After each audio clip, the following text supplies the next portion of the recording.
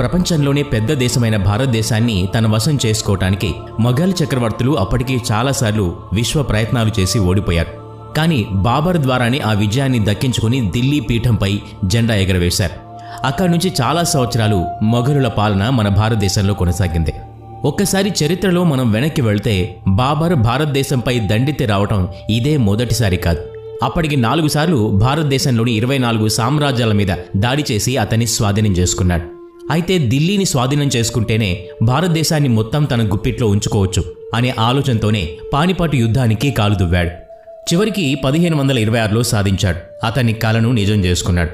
ఇందుకు కారణం భారతదేశంలో అతి చిన్న రాజ్యాలు, రాజులు.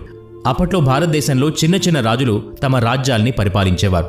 ఇదే అదనుగా బాబర్ కూడా ఆ చిన్న రాజ్యాల మీద ఒక్కొక్క దాని మీద దండెత్తి ఆ రాజ్యాన్ని వశపరుచుకున్నాడు. అలా సామంత రాజ్యాలన్నీ బాబర్ వశమయ్యాయి. అక్కడి నుండి మొదలైంది మొఘల్ సామ్రాజ్యం భారతదేశంలో. బాబర్ అసలు పేరు ఉస్తాద్ అలీ ఖొలి. మధ్య ఆసియాలోని చంగీజ్ ఖాన్, తైమూర్ వంశీయులు.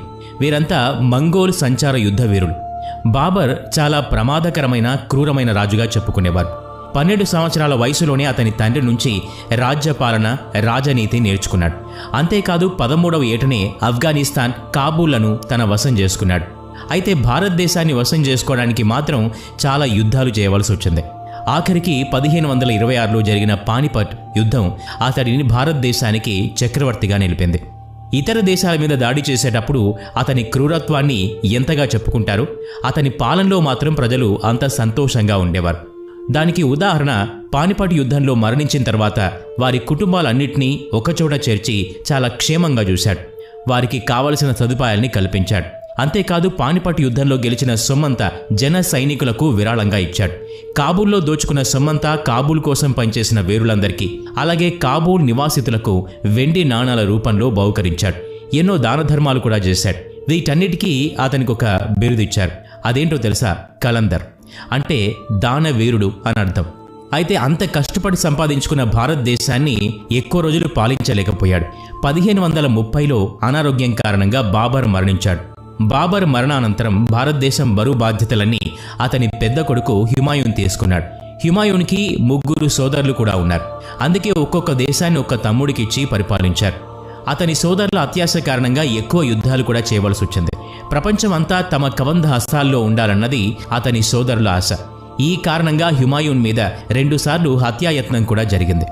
దాంతో హుమాయూన్ భయపడి భారతదేశాన్ని విడిచి వెళ్లిపోయాడు. అందులో మొదటి యుద్ధం 1539లో చౌన్సీతో చేసిన యుద్ధం. ఆ యుద్ధంలో హుమాయూన్ యుద్ధభూమిని వదిలి పారిపోయాడు. ఆ తర్వాత 1540లో జరిగిన మరొక యుద్ధం అత్యంత భయంకరమైన బిల్గ్రామ్ యుద్ధం. ఆ యుద్ధంలో పఠాన్ యుద్ధవీరుడు షేర్షా సూరి హుమాయూన్ని ఓడించాడు. దాంతో భారతదేశాన్ని కూడా విడిచి పారిపోయాడు. ఆ తర్వాత షేర్షా సూరి సామ్రాజ్యాన్ని స్థాపించాడు. షేర్షా చేతిలో ఓడిపోయిన హుమాయూన్ ఆ తర్వాత చాలా సంవత్సరాలు ముఖం చాటేసి తిరిగేవాడు, దాక్కునేవాడు. అలా సింధ్ దేశానికి పారిపోయి తన పేరును కూడా మార్చేసుకున్నాడు. ఆ తర్వాత 1542లో సింధ్ రాజకుమార్తె హమీదా బానుతో పరిచయం పెరిగింది. ఆ పరిచయమే ప్రణయంగా మారి వారి వివాహానికి దారితీసింది. వారిద్దరికీ ఒక కుమారుడు, మొహమ్మద్ జలాలుద్దీన్ అక్బర్. అలా దాదాపు 15 సంవత్సరాలు గడిచిపోయాయి. భారతదేశాన్ని వదిలి వచ్చాను అన్న నిరాశతో కొన్ని రోజులు గడిపాడు. మెల్లగా తన సైన్యాన్ని భారతదేశంలో ఒక్కో ప్రాంతానికి పంపించి కబ్జా చేయటం మొదలుపెట్టాడు. అలా కొంత ధైర్యం కూడగట్టుకొని సైన్యాన్ని కూడగట్టుకొని కాందహార్పై విజయం సాధించాడు. 1555లో లాహోర్ని కూడా స్వాధీనపరుచుకున్నాడు. అలా కొన్ని యుద్ధాలు చేసిన తర్వాత ఆఖరికి ఢిల్లీ పీఠాన్ని అధిష్ఠించాడు. భారతదేశ పరిపాలన చేజిక్కించుకున్నాడు. అయితే బాధాకరంగా అంత కష్టపడి సాధించుకున్న భారతదేశాన్ని ఎక్కువ రోజులు పరిపాలించలేకపోయాడు. 1555లో తాగిన మత్తులో అతని మెహల్లోని లైబ్రరీలో మెట్ల మీద నుంచి జారి కింద పడిపోయాడు. పడిపోవడంతోనే ప్రాణాలు వదిలేశాడు. అతని మరణానంతరం అతని భార్య ఇంకా కుమారుడు అక్బర్ అతని జ్ఞాపకార్థంగా ఒక కోటను కూడా స్థాపించారు. అదే హుమాయూన్ ఫోర్ట్. ఇప్పుడు కూడా ఆ ప్రాంతం యాత్రికులకు పర్యాటక స్థలంగా పేరుగాంచింది. హుమాయూన్ మరణానంతరం మళ్లీ మొఘల్ సామ్రాజ్యం కుంటుపడింది. సామంతరాజుల కన్ను భారతదేశంపై పడింది. అందులో రాజా హేము కూడా ఒకడు. అప్పటికి అక్బర్ వయసు కేవలం 12 సంవత్సరాలు. వేరే మొఘల్ సామ్రాట్ లేకపోయేసరికి వాళ్లు వెనక్కి వెళ్లవలసి వచ్చింది. రాజా హేము ఢిల్లీ కోటలో పాగా వేశాడు. కానీ హుమాయూన్కి నమ్మకస్తుడైన సైన్యాధ్యక్షుడు బేరం ఖాన్ మెల్లగా సైన్యాన్ని కూడగట్టడం మొదలుపెట్టాడు. అలాగే అక్బర్కి కూడా ఈ యుద్ధ మెళకువల్ని నేర్పి శిక్షణ ఇచ్చాడు. సుశిక్షితులైన సైనికులతో అక్బర్ బీరం ఖాన్ రాజా హేముతో 1556లో పానిపట్లోని యుద్ధానికి తలపడ్డాడు. ఆ యుద్ధంలో ఒకవైపు ఆరితేరిన రాజా హేము, మరోవైపు రెట్టింపైన సైన్యంతో 13 సంవత్సరాల అక్బర్ సైన్యాధ్యక్షుడు బీరం ఖాన్ యుద్ధం చేస్తూనే బీరం ఖాన్ అక్బర్కు మెళకువల్ని నేర్పిస్తూ ఉన్నాడు. దాంతో 13 సంవత్సరాల వయసులోనే అక్బర్ మొఘల్ సామ్రాజ్యపు చక్రవర్తిగా ఢిల్లీ పీఠాన్ని అధిష్ఠించాడు. మళ్లీ మొఘల్ ప్రభావాన్ని చాటారు. ఇక్కడే ఒక కొత్త శకం ప్రారంభమైందని చెప్పాలి. రాజ్య పరిపాలన నిర్ణయాల చాకచక్యంతో భారతదేశాన్నే కాదు ప్రజల్ని కూడా దగ్గర చేసుకున్నాడు, అందర్నీ ఆకర్షించాడు. ఇప్పటిదాకా కేవలం ఇస్లాం మతాన్ని మాత్రమే పాటించిన మొఘల్ చక్రవర్తులు అక్బర్ రాకతో హిందూ మతాన్ని కూడా గౌరవించడం నేర్చుకున్నారు. హిందువులను కూడా తమ ఆస్థానంలో ఉద్యోగులుగా నియమించుకున్నారు. అందులో బీర్బల్ కూడా ఒకరు. అన్ని మతాలను సమానంగా చూసేవాడు అక్బర్. ధర్మ సంస్థాపన కోసం దిన్ ఈ ఇలాహీ అనే మతాన్ని కూడా స్థాపించాడు. మతపరమైన చర్చల్ని కూడా చేసేవాడు. అందులో ముస్లిం పండితులు, సిక్కులు, హిందువులు, పోర్చుగల్ నుంచి వచ్చే క్రీస్తు సంఘానికి చెందినవారు కూడా ఉండేవారు. దేవాలయాల్లో సుంకం తీసేశాడు. ఆ కారణంగా ఎటువంటి సుంకం లేకుండానే హిందువులు ఏ గుడిలోనైనా ప్రవేశించి పూజలు నిర్వహించుకునేవారు.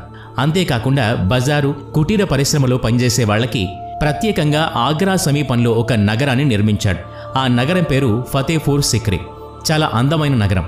కానీ 15 సంవత్సరాల తర్వాత ఆ నగరంలో నీటి కొరత కారణంగా కరువు కాటకాలతో బీటలు వారింది. ఇప్పటికీ ఆ నగరంలోని బులంద్ దర్వాజా యాత్రికుల్ని ఆకర్షిస్తూనే ఉంటుంది. 53.6 మీటర్ల ఎత్తు, 35 మీటర్ల వెడల్పు కలిగిన ఈ కోట 1605లో అక్బర్ గుజరాత్లో జరిగిన ఒక యుద్ధంలో గెలిచిన ఆనందంలో కట్టాడని చెప్తారు. ప్రపంచంలోని అతి ఎత్తైన దర్వాజా ఇది. ఇక్కడ మీకు ఒక విషయం ఆశ్చర్యాన్ని కలిగిస్తుంది. ఇన్ని గొప్ప గొప్ప పనులు చేసిన ఒక చక్రవర్తి చదువు లేనివాడు, అస్సలు చదువుకోలేదు. కానీ అతని చాకచక్యం, చాతుర్యం భారతదేశాన్ని గొప్పగా నిలిపాయి. ప్రపంచమంతా భారత్ వైపు చూసేలా చేశాయి. ఇంత గొప్ప చక్రవర్తి 1605లో అతిసార వ్యాధితో మరణించాడు. అక్బర్ తర్వాత అతని ఏకైక కొడుకు సలీం మొఘల్ సామ్రాజ్యాన్ని పాలించాడు. కానీ సలీంకి అక్బర్కి మధ్య అనుబంధం సక్రమంగా ఉండేది కాదు. అక్బర్ నియమాలు, ఆచారాలు సలీంకి నచ్చేవి కావు. సలీం అన్న పేరు కూడా అతనికి నచ్చేది కాదు. సలీం చేసే పనులు కూడా అక్బర్కి నచ్చలేదు. ఖ్వాజా సలీం చిష్టి అన్న మతాచారుడి పేరును తన కొడుకుకు పెట్టుకుని మురిసిపోయాడు అక్బర్. అతని దీవెన వల్లే సలీం పుట్టాడని భావించేవాడు. కానీ సలీంకి మాత్రం అస్సలు ఇష్టం ఉండేది కాదు. అక్బర్ చనిపోయిన తర్వాత మొఘల్ సామ్రాజ్యాన్ని అధిష్ఠించిన సలీం తన పేరుని జహంగీర్గా మార్చుకున్నాడు. అతని తండ్రిలాగానే జహంగీర్ కూడా న్యాయప్రియుడు. ప్రజల మధ్యలో కూర్చుని వారి కష్టసుఖాల్ని పంచుకునేవాడు. అంతేకాదు న్యాయం కోసం వచ్చే వాళ్లకి ఒక గంట కూడా ఏర్పాటు చేసేవాడు. ఏ రోజైనా, ఏ సమయమైనా గంటను న్యాయం కోసం ఒక్కసారి కొడితే చాలు, రాజు, మంత్రి వెంటనే ఆ వ్యక్తికి న్యాయం జరిగేలా చూసేవారు. న్యాయాన్ని ఎంత ప్రేమించేవాడో అన్యాయాన్ని అస్సలు తట్టుకునేవాడు కాదు. అన్యాయం చేసిన ఏ వ్యక్తినైనా సరే ఉరి తీయించేవాడు, ఏనుగులతో తొక్కించేవాడు, బ్రతికి ఉండగానే తోలు ఒలిపించేవాడు. అంత క్రూరంగా ఉండేవి అతను వేసే శిక్షలు. జహంగీర్ సకల కళా వల్లభుడు అని చెప్తారు. అందుకు సాక్ష్యం అతను 20 పెళ్లిళ్లు చేసుకోవటమే. అతని మొదటి భార్య మాన్బాయ్ మొఘల్ మహారాణిగా చాలా ప్రసిద్ధి పొందింది. అయితే జహంగీర్ మరో భార్య నూర్జహాన్ అంటే ఎక్కువ ప్రేమతో ఉండేవాడు. ఆమె అందమైందే కాదు, చాలా తెలివిగలది కూడా. జహంగీర్కి తన భార్యల ద్వారా చాలా సంతానం ఉండేది. కానీ ఏదో అనారోగ్యం కారణంగా చాలామంది సంతానం బాల్యంలోనే మృత్యువాత పడేవారు. అంతమంది సంతానంలో జహంగీర్కి ఒకే ఒక్క కొడుకు నిలిచాడు. అతను ఎవరో కాదు, ఖుర్రం అలియాస్ షాజహాన్. జహంగీర్ అతని దురలవాట్ల వల్ల 1627లో చనిపోయాడు. ఇక అప్పుడే హిందుస్థాన్ దశ మారిపోయింది. భారతదేశ గౌరవం పెరిగింది. అది షాజహాన్ వల్ల. జహంగీర్ అనంతరం షాజహాన్ మొఘల్ సామ్రాజ్య నేతగా సత్తా చాటారు. షాజహాన్ పరిపాలనలో భారతదేశం ఆర్థిక పరంగా చాలా పుంజుకుంది. కళలు, ఆర్కిటెక్చర్కి పెద్దపీట వేశారు. విదేశీయులతో వ్యాపారాలు పెరిగాయి. అందుకోసం షాజహాన్ పెద్ద పెద్ద పోర్ట్లు, కార్గో షిప్లను రూపొందించాడు. విదేశీ వ్యాపారాల ద్వారా భారత ధన సంపద చాలా పెరిగింది. జీడిపి 20.9% పెరిగింది. కళా ప్రేమికుడిగా షాజహాన్ ఎన్నో కట్టడాలు కట్టించారు. అందులో లాల్ కిల్లా, దివాన్-ఏ ఆమ్, దివాన్-ఏ ఖాస్, ఆగ్రాలోని మోతీ మస్జిద్, ప్రపంచంలోని 7 వింతల్లో ఒకటైన తాజ్ మహల్ ముఖ్యమైనవి. తాజ్ మహల్ అతని భార్య ముంతాజ్ బేగం జ్ఞాపకంగా నిర్మించబడ్డ అద్భుతమైన కట్టడం. ఇవే కాకుండా స్వయంగా తన కోసం మయూర సింహాసనం కూడా తయారు చేయించుకున్నాడు. అందులో ప్రపంచంలో వివిధ దేశాల నుంచి తెప్పించిన అత్యంత విలువైన వజ్రాలు, పచ్చలు, పగడాలు, ముత్యాలు, రత్నాలు, మణులు పొదగబడి ఉండేవి. 1639లో ఇరాన్ రాజు నాదర్ షాతో జరిగిన యుద్ధంలో ఓడిపోయాడు. నాదిర్ షా షాజహాన్ మయూర సింహాసనాన్ని తనతో తీసుకుపోయాడు. కాలక్రమేణా షాజహాన్ వృద్ధాప్యం బారిన పడటం, అతని 4 కొడుకుల్లో ఒకరికి మొఘల్ సామ్రాజ్య అధికారాన్ని అప్పగించాలని అనుకున్నాడు. వారిలో పెద్దవాడైన దారో సికోకి సింహాసనం అధిష్ఠించడానికి అన్ని విధాల శిక్షణ కూడా ఇప్పించాడు. ఎందుకంటే దారో సికో పెద్ద కుమారుడు కావటం, ఇంకా తెలివితేటలు కూడా ఎక్కువే. అన్ని ధర్మాల్ని సమానంగా చూసేవాడు, న్యాయ పరిపాలన కూడా చేసేవాడు. అయితే దారో సికని రాజుని చేయటం, అతనికి మంచి పేరు రావటం షాజహాన్ 3వ కుమారుడైన ఔరంగజేబుకు ఇష్టం లేదు. 1658లో దారో సికోతో రాజ్యం కోసం యుద్ధం చేశాడు. ఆ యుద్ధమే భారతదేశ చరిత్రను మలుపు తిప్పింది. ఒక చీకటి అధ్యాయం మొదలైంది. ఆ యుద్ధంలో ఔరంగజేబ్ విజయం సాధించాడు. ఇక అక్కడి నుంచి ఔరంగజేబ్ క్రూరత్వం మొదలైంది. అన్యాయం, అధర్మం రాజ్యమేలాయి. ఎక్కడ చూసినా అరాచకాలు, హింస. ఔరంగజేబు విజయం తర్వాత వెంటనే మొఘల్ సామ్రాజ్యానికి అధినేతగా తనను తాను ప్రకటించుకున్నాడు. అంతేకాదు షాజహాన్ని కటకటాల వెనక్కి నెట్టాడు. తన అన్న దారీ షికోని దారుణంగా చంపించి అతని తలను తీసుకెళ్లి షాజహాన్ ముందు పెట్టాడు. ఇదిగో చూడండి మీరు ఎన్నుకున్న రాజుని అంటూ వాళ్ల మీదకి ఆ తలని విసిరేశాడు. భారతదేశంలో మొఘలుల అరాచకం మొదలైంది ఔరంగజేబుతోనే. హిందూ కనిపిస్తే చంపేదాకా వెళ్లేవారు. అనేక పురాతన మందిరాల్ని కూడా కూలగొట్టారు. హిందూ మందిరాల స్థలంలో మసీదుల్ని కట్టారు. ఎంతోమంది హిందువుల్ని వారి మెడ మీద కత్తిపెట్టి మరీ ఇస్లాం మతంలోకి మార్చేశారు. ఇదంతా చూసి తట్టుకోలేని హిందూ రాజులంతా ఔరంగజేబుతో యుద్ధానికి దిగారు. ఆ యుద్ధంలో ఔరంగజేబ్ చాలా గాయపడ్డాడు. 3 నెలలు మంచంలోనే ఉండిపోవాల్సి వచ్చింది. తర్వాత 1707లో చనిపోయాడు. ఆ తర్వాత మొఘల్ సామ్రాజ్య పతనం మొదలైంది. మొఘల్ సామ్రాజ్యాన్ని పరిపాలించిన ఆఖరి చక్రవర్తి Bahadur Shah Zafar. Uprising against British పేరుతో 1857లో ఆంగ్లేయులను ఎదిరించిన వారిలో ప్రముఖుడు.